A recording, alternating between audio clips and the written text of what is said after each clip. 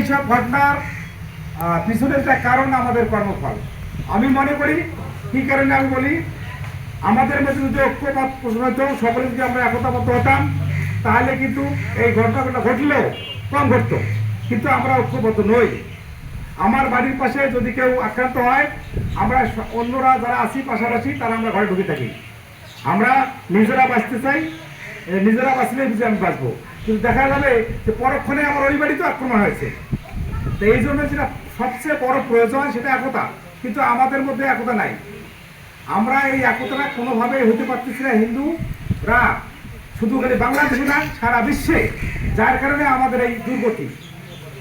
এটা এটা এই জন্য কেউই দায়ী না, আমাদের কর্মফল দায়ী। আমি বারবার যে কথাগুলো বলি, আমাদের এখানে ঐক্যের অভাব এক, দ্বিতীয়ত আমি যেটা অনুধাবন করি সেটা হচ্ছে যে আমরা পূজা পার্বণ আচার অনুষ্ঠান শুধু কিন্তু এটা এখানে মানে নামমাত্র করি। বাস্তবে আমাদের যে ধর্মীয় অনুভূতি জাগ্রত হওয়ার যে বিষয়গুলো, সেগুলা কিন্তু আসলে হয় না। আমরা কিভাবে কত আনন্দ উৎসব করতে পারি সেটা করি।